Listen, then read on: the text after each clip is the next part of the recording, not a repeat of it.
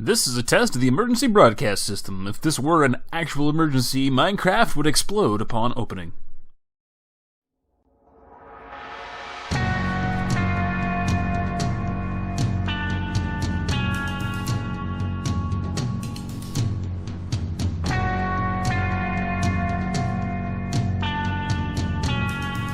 Hello! Welcome to the show.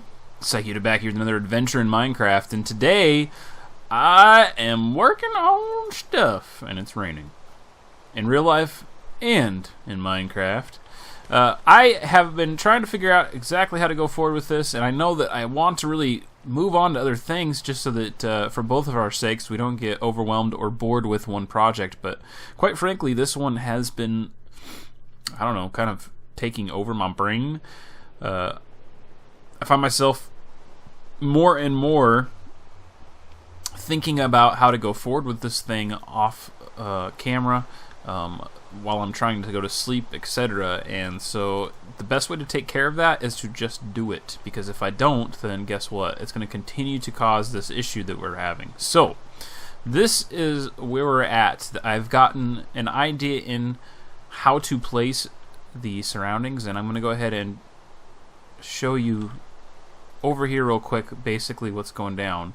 So as you can see, there's 3 windows in that, and this is a straight, right? So that's how that would work. Well, if we move over here to the diagonal, we just are going to continue the same thought process. That was a step for me there. We're going to have let's see here, like so, and like so, and like so, the windows. And then it would be the same thing on this one, where we have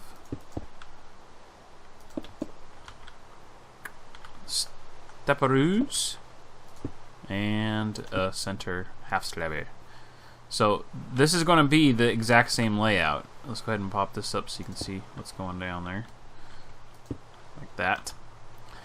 That's the start of the flat side window, and then the diagonals.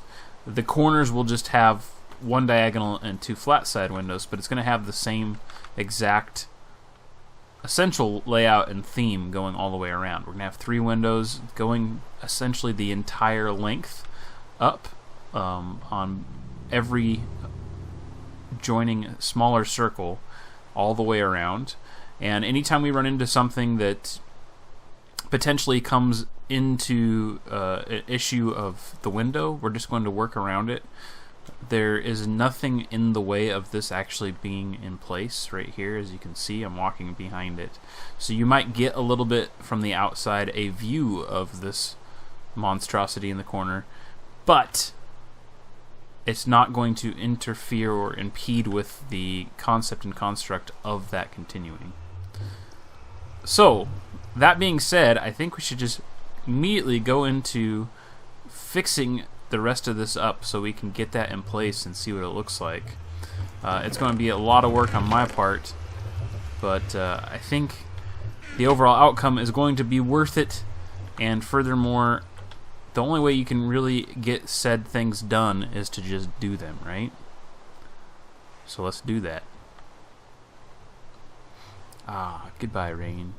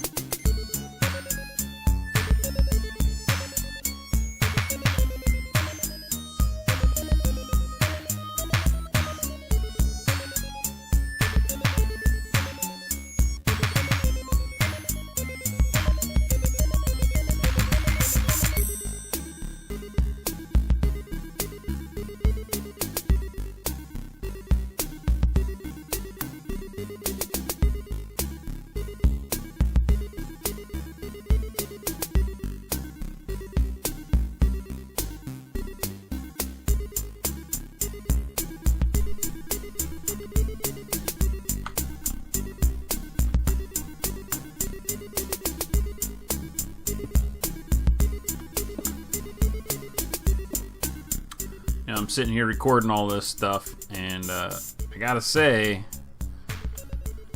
it's kind of a pain in the butt to play a game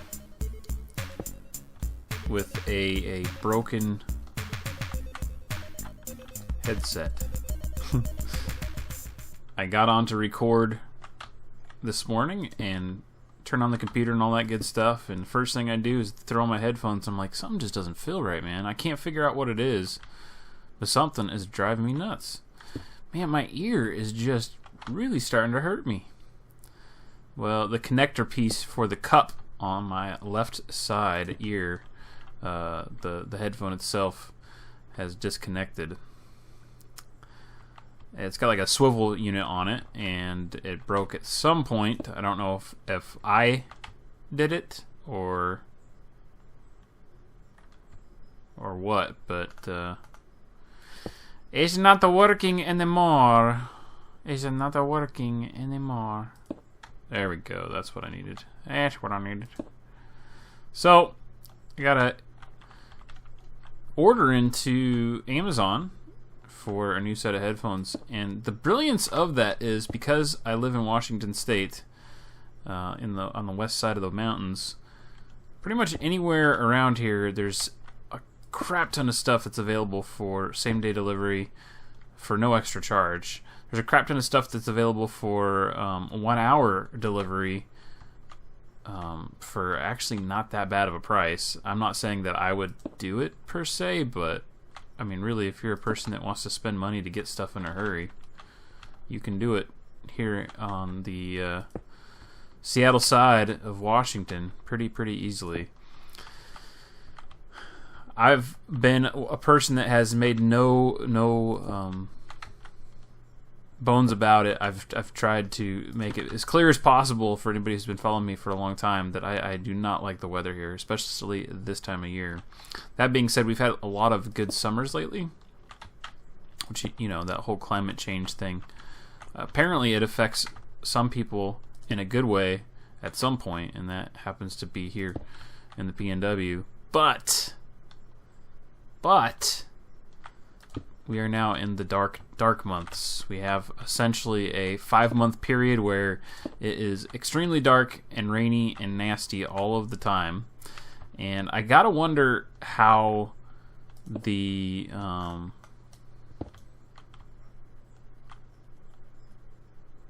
people that moved here as of recent feel about this. I've talked about this before.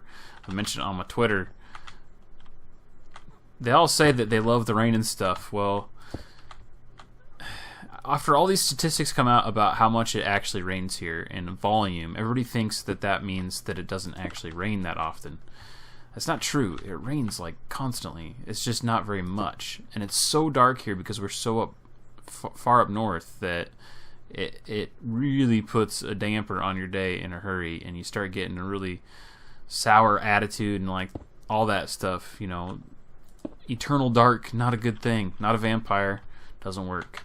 And even though I'm a person that does do quite a bit of stuff on the computer, and then along with that Lego, all taking place indoors, that doesn't mean that I don't need my sunshine. And just seeing it through the window seems to help quite a bit. Well, we're not even getting to that now because of the time of year it is. Even when it is quote-unquote daylight outside, it is just cloudy and miserable looking. Ugh. All the time. Nasty. Can't wait to see if there's any responses or any comments from the people that have moved here this summer. For various reasons. We definitely have a really strong job market in the area right now, but all the weather, this right here, this is what's going on. 24. What was that? Did you see that?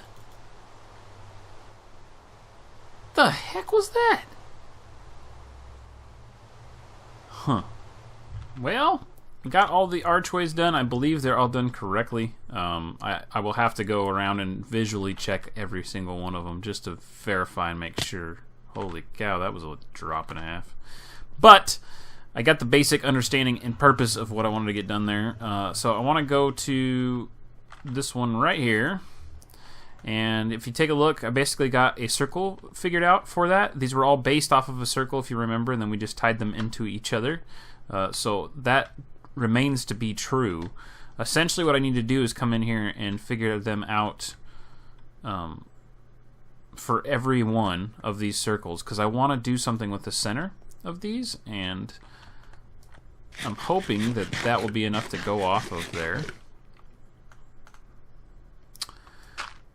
Essentially, I want to put a skylight in all of these, so I don't know if I want it the exact same size or bigger than the other ones, but the same principle as we got with the other ones I want to incorporate into these ones. And I want to make sure that it stays uniform all the way throughout. So now that I know that this is the radius of this, I can kind of play with things here and make the circle smaller as we go. So we're going to go ahead and just follow this all the way around, doing the same thing and bringing this in. At some point in time, we're going to have to modify how this is set up to still keep it looking like a circle. We're probably about to that point right now. But essentially, once you've messed around with circle shapes enough, and it really doesn't take that long to figure it out, in Minecraft, you don't really need to worry about figuring out the shapes to reduce sizes and stuff on things. You'll get it pretty well figured out pretty quickly. Actually, that still looks fairly cylinder shaped, so we'll do the next one in, I guess. So this one, the problem with this one is because we started with a fairly small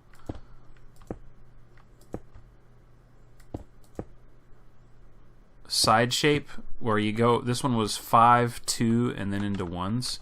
It should have been like 5, 3, and then into ones. This would give us a better way to reduce the sizes, because at some point, essentially, either you reduce the flat here, the long span, you reduce that, or you end up having a whole bunch of just singles along the side. Now, that's okay to have the singles along the side, but essentially what you're doing is making a, what is that going to be, for 8 sides, so it's going to be an octagon, and you're not going to get the feel you're actually looking to get. But this, this at this point, this is no longer a circle, so we have to go like that and bring those in, and then you're going to pretty much give yourself an octagon shape. But at least we're keeping that circle shape kind of going into this, so we know we have some sort of understanding as to where we need to go going forward. See what I mean, though? Once you get the hang of how the circles work, there's so many tools you can go online and use. A lot of people have used different ways to figure out circle shapes and stuff. Even just pages that just have diagrams with generic sizes on them. But at a certain point, you just kind of figure it out on your own, and it makes it pretty quick and easy. Pretty quick and easy to figure out what to do and how to do it. So all I'm doing is whoa, that's a weird glitch. All I'm doing is continuing to bring it in slowly but surely. Why is the half slabs making me jump? That's weird. That is very weird. Okay, now at this point, again, we're getting a little bit off shape. So we can just bring in this again. And we'll just keep on reducing in size until we get down to the starting shape we want for the glass. And now we are to the shape that we kind of want to start with here. And it looks like a circle, more or less. So if you take a look at what we did over at this one here real quick. We started with a 5, 2, 5. So this one will be a little bit smaller with a 3, 2, 3. And providing that it is centered, and I'm going to go ahead and verify that. it will end up still looking like a circle, but it's going to be smaller, and it's not going to be domed as high. But this circle is also much smaller in size. Yeah, that's totally centered. Totally tubular, man. Okay. So I think that'll work for us. We'll go ahead and use that as a starting point, and hopefully this will give us some light. You know, the daytime, the way I have it set up in here, there's nothing that's going to be spawning on the floors or anything like that. Once I get done with everything, I have everything half slabbed out, so we don't have to worry about that too much. That being said, I still want to add some light in here from the sunshine, and more so I want to make it look like it's light enough in there that we won't have spawning. So even with all of this in place, I still might add some like chandeliers hanging from the rafters or something like that. I haven't really quite figured out exactly what I want to do with that just yet. And we're going to do the same thing we did with the other one, where we're just going to bring the glass all the way up, all the way around, and it will naturally look the way it needs to look from the bottom. Oh, I know, I just wasted a piece of glass. So sue me already. So then we're at the 3x3, which is one more step, and then we'll have the dome complete. And then we're just going to go up again, fill that all in like so.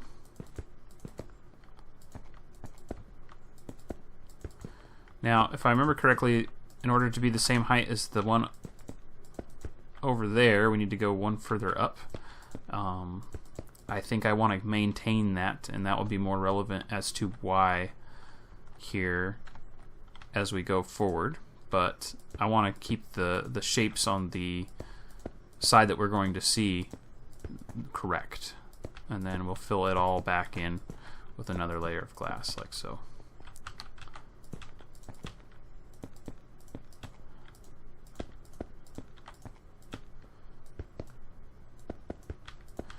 Now, once this is done, we can go down and take a look at it, see if it's going to work for us. Let's go ahead and check it out, shall we?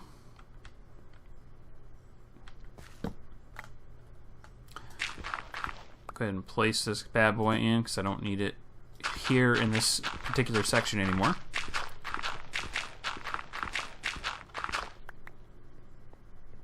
And it looks like a dome. It looks like it's centered. And most importantly, it looks freaking cool. That is going to be awesome. I think we can do that for every one of them and have a really good visual effect and feel for the room. And that was kind of the point. That's what we wanted to try to pull off. We got some tie-ins going on along with that, which means this is, you know, similar in style. That also means that we need to bring these rafters into this, and I'll have to figure out exactly how I want to do that dimension-wise. I do know that I don't want to interfere with the windows in any way, shape, or form, and as you can see, these ones go all the way up. That will make more sense from the exterior point of view as we go forward, but I'm going to be leaving it that way, and again, you'll see why as we continue on with that. I might bulk out around this and give it more of a arched feel to the ceiling as well. I need to figure out exactly what I'm going to be doing with the beams, though, in those rooms. Maybe make smaller ones for these rooms or something. It'll be easier to incorporate them throughout. Along with that, I want to figure out some sort of archway or entrance in between each section. If I can figure out a way to make that work where it looks good, then I will incorporate that. But as it stands right now, especially since we have the lights right on these corners, it may be a situation where it's just very, very high, like at the very top we do something just to kind of help keep that radius throughout, and that way we'll have a really open feeling and all that. What you get automatically is an idea of what I'm shooting for here, and look at the freaking depth and all of the layers as you're going back and forth. Like, you're looking through 1, 2, 3 different sets of columns and getting all of these structures and stuff. Now this is okay because the color palette is pretty neutral and it's all the same, you're still not getting a huge amount of pop. I mean, you can just see how much that stands out with the arches there in the red brick and the beams there in the wood. So we need to incorporate some more of that throughout to really get things going on. Oh my gosh, guys! Oh my gosh! Been a day, 2 days since I started working on this project with the outer walls, and made quite a bit of progress on it. Did all the extra outer wall stuff, showed you all of that, and then we did a little bit on one of these. Well, I went ahead and put in all of the straight sides and one of the corner sides. I just wanted to make sure that everything could work out for us. This is what that looks like if you see it from one of these angles. Obviously, we still need to figure what we're going to do here, but where the heck is that skeleton at? I really like the way this is starting to look, man. This is so freaking cool. I think this is probably the largest single build I've done, and that's including the alien orb, for those that remember that. Although the alien orb is huge, don't get me wrong, it is ginormous and very, very elaborate. The majority of the time that it took to build that was actually digging the hole. This itself, as far as structures go, is going to be much more impressive. I wanted to go ahead and finish off the episode by heading out and taking a look at this from afar, and that way you guys can get an idea as to the direction we're going. Along with that, keep in mind as we go out and take a look at this that we're going to be adding in some more accents and some texture to the top part. So, oh my gosh, it's like plain central around here today. Must have some weird wind currents or something going on. I'm just hearing everything. So as you see this, keep in mind that we're adding stuff to the top, so it's not done. And see how we have that extra bulkness at the bottom of the window? That's pretty much going to be continued at the top. That'll make it look a little bit more different than it does currently. Along with that, I want to beautify the entire island up somehow, and I got to figure out exactly how I want to do that. I know I'm going to be cutting away at some of the land and kind of smoothing it out a little bit better than it is now. For instance, this is a huge amount of rock in this section. We're also going to take care of all of those holes from the stinking pesky Endermans and try to get everything lit up fairly well. Make it a little bit more difficult for Endermans to just get into there and take things out. But we'll work on that as we go along. I'm going to finish off all of these tops off camera and hopefully figure out something to do with the beams in there, maybe those archways as well. Because the next time we come back to this project, I want to start working on adding more texture and layers on the exterior, bring in more of the nether brick and really finish that thought process off. So we're getting very close to being done with this structure. Overall, it's going to be a while before it is done, of course, but along with that we have a very good idea as to where it's going. More than likely, in the next episode we will be spending a little bit of time down in the project in the hole that I've been digging underneath my property. So look forward to seeing that, and I hope to see you here for another adventure in Minecraft as we continue to create and explore in this Wunderbar setting. As usual, folks, thanks for watching. Don't forget that like and subscribe if you enjoy my videos, and I will see you next time. Yes, that was a car revving outside. Holy cow, dude, you're gonna blow your engine.